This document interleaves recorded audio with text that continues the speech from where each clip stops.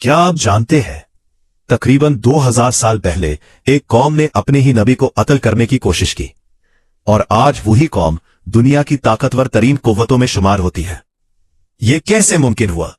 ये कहानी सिर्फ तारीफ नहीं बल्कि सदियों पर फैली एक ऐसी दास्तान है जिसमें साजिशें भी हैं, जंगें भी और उम्मत मुस्लिमा के लिए बड़े सबक भी। आइए इस राज को समझते हैं। कहानी शुरू होती है एक अजीब तारीखी हकीकत से। हम आज ईसवी कैलेंडर के मुताबिक सन 2024 में रह रहे हैं, लेकिन हैरान कुन बात यह है कि बहुत से मौर्रिखीन के मुताबिक हजरत ईसा अलैहिस्सलाम की पैदाइश दरअसल 6 कबल मसीह में हुई थी। ये कैसे हुआ? कहा जाता है कि हजरत ईसा अलैहिस्सलाम की पैदाइश 25 दिसंबर को हुई, जबकि नया साल जनवरी में शुरू होता है। इस हिसाब में चंद दिन पिछले साल में शुमार हो गए और यूं तारीख में एक अजीब फर्क पैदा हो गया जिसे 6 कबल मसीह कहा जाने लगा। फिर तारीख का एक इंतहाई अहम वाकया सामने आता है।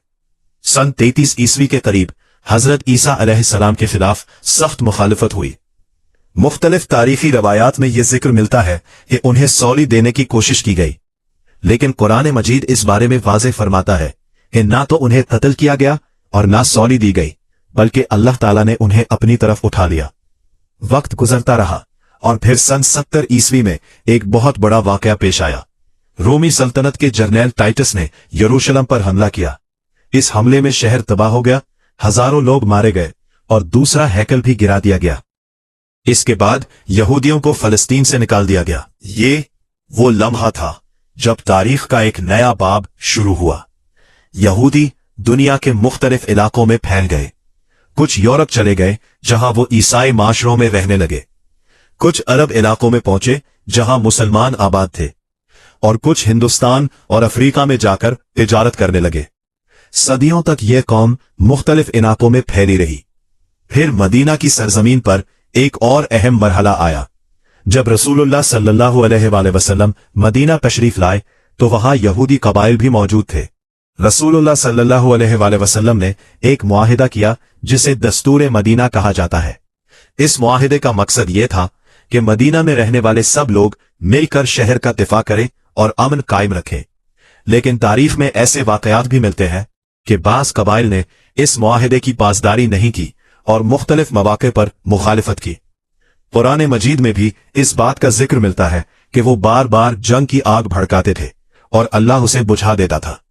फिर तारीख में एक और मुतनाज़ा शख्सियत का जिक्र आता है जिसे अब्दुल्ला बिन सबा के नाम से जाना जाता है। बास तारीखी रिवायात के मुताबिक वो असल में यहूदी था, लेकिन इसने इस्लाम कबूल करने का दावा किया और बाद में मुसलमानों के दरमियान इख्तिलाफात पैदा करने की कोशिश की। कहा जाता है कि इसने मुख्तलिफ शहरों में जाकर लोगों को भड़काया और खिलाफत के खिलाफ नफरत फैलाई। नतीजा ये निकला कि उम्मत के अंदर शदीद इख्तिलाफात पैदा हुए और हजरत उस्मान रज़ियल्लाहु अन्हु के दौर में एक बड़ा सानिहा पेश आया। हजरत उस्मान रज़ियल्लाहु अन्हु शहीद कर दिए गए और इसके बाद कई साल तक मुसलमानों के दरमियान लड़ाइयां जारी रही।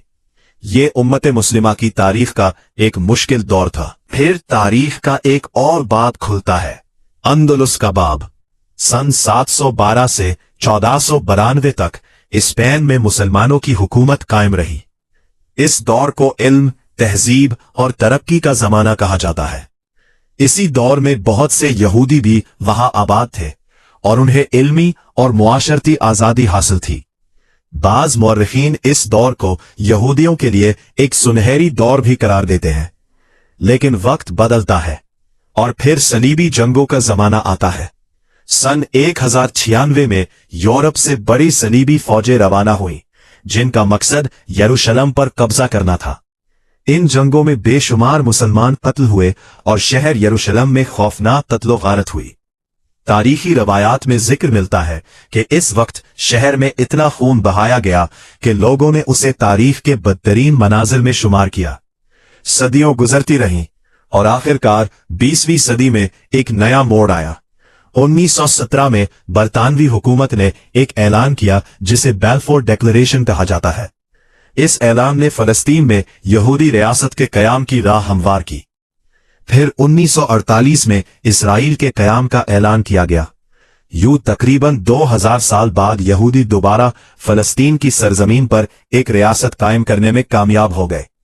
आज ये एक छोटी सी रियासत है, लेकिन आलमी सियासत में इसका असर बहुत ज्यादा है।